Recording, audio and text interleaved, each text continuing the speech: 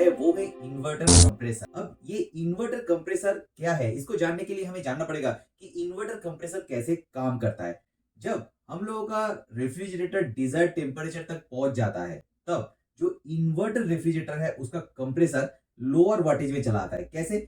देखिए, जो कंप्रेसर होता है उसमें एक मोटर रहता है जो एयर जो गैस को प्रेशर से एक तरफ ढकेलता है। अब यही जो मोटर है, इसका घूमने का जो आरपीएम है वो कम हो जाता है, और जब मोटर का आरपीएम कम हो जाता है तो इसका वाटेज भी कम हो जाता है, और इससे ये कम कंजम्पशन करता है। अब ऐसे ही मान लीजिए कि आपका जो रेफ्रिजरेटर है वो अगर 1200 वाट में ऑपरेट कर रहा था, तो जब उसका कंजम्पशन कम होगा तो वो 1000 वाट पे आएगा। धीरे धीरे जब आप उसको डोर क्लोज ओपन करना बंद कर दोगे, रात के टाइम में ज्यादातर उसका जो कंजम्पशन है वो 600 वाट तक उतर जाता है। What do you mean by non-inverter refrigerator? देखिए, नॉन इन्वर्टर रेफ्रिजरेटर का भी मेन कंपोनेंट होता है उसका कंप्रेसर। नॉन इन्वर्टर रेफ्रिजरेटर कैसे काम करता है? जब वो अपना डिजायर्ड टेम्परेचर में पहुंच जाता है, तब वो कंप्रेसर को ऑफ कर देता है, और ये एक साइमल्टेनियसली वो करता रहता है। जैसे कि 15 मिनट वो अपना कंप्रेसर को ऑफ करता है और उसके बाद 10 मिनट कंप्रेसर को ऑन करता है, और ऐसा करते करते वो जो रेफ्रिजरेटर है उसको कूल करता है और अपना जो टेम्परेचर है उसको मेंटेन करता है। अब ये देखने के बाद है कि जब कोई इलेक्ट्रिक इक्विपमेंट ऑफ होता है, ऑन होता है, तो उसमें एक चार्ज गिरता है, और जिसकी वजह से जो कंजम्पशन है ऑफ ऑन के टाइम में ज्यादा हो जाता है, जो इन्वर्टर रेफ्रिजरेटर में नहीं होता है।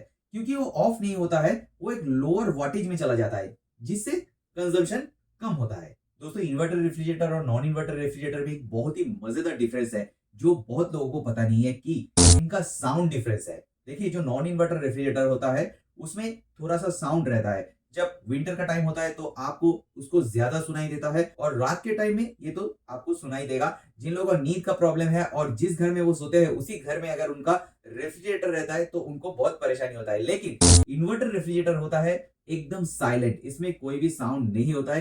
कंप्रेसर का साउंड एकदम जीरो टाइप का है। वैसे वीडियो अगर अच्छा लग रहा है तो वीडियो को एक लाइक आप जरूर कर सकते हो, और अगर आप हमारे चैनल पे नए आए हो तो चैनल को सब्सक्राइब करके बेल आइकन को जरूर प्रेस कर सकते हो। डायरेक्ट आते हैं कि आपको कौन सा रेफ्रिजरेटर खरीदना चाहिए। देखिए, क्योंकि रेफ्रिजरेटर जो है वो एसी की तरह ऑफ ऑन नहीं किया जाता है। वो सालों साल, एक बार आप जब उसको बैठाए उसके बाद ज्यादातर वो सालों साल आपका चलता रहता है। जब आप बाहर किसी जगह घूमने जाते हो तब शायद आप उसको ऑफ करते हो, नहीं तो जो रेफ्रिजरेटर है वो चलता ही रहता है। तो इस जगह पे मुझे लगता है कि आपको एक इन्वर्टर रेफ्रिजरेटर लेना चाहिए, क्योंकि जब भी उसका डिजायर्ड टेम्परेचर में वो पहुंच जाएगा उसके बाद वो आपका करंट सेव करना शुरू कर देगा। लेकिन जो नॉन इन्वर्टर रेफ्रिजरेटर होता है उसमें कंजम्पशन इससे बहुत ज्यादा हो जाता है, और जो इन्वर्टर रेफ्रिजरेटर है उसमें क्योंकि वो लॉन्ग रन में आपको बहुत फायदा दे देगा, और नॉर्मली उसका वाटेज कम भी होता है। तो अभी आपको आंख बंद करके इन्वर्टर रेफ्रिजरेटर की तरफ जाना चाहिए, नॉन इन्वर्टर रेफ्रिजरेटर की तरफ आप एकदम मत जाओ। देखिए, जो छोटा रेफ्रिजरेटर होता है 40 लीटर का, 80 लीटर का, ये सारे नॉन इन्वर्टर रेफ्रिजरेटर होता है।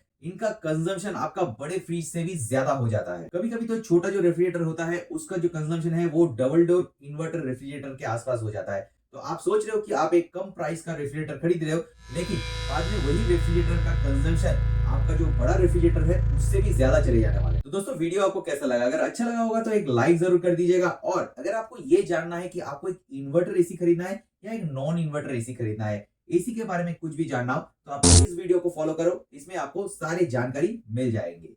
नहीं तो मिलते हैं ऐसे किसी नए वीडियो के साथ।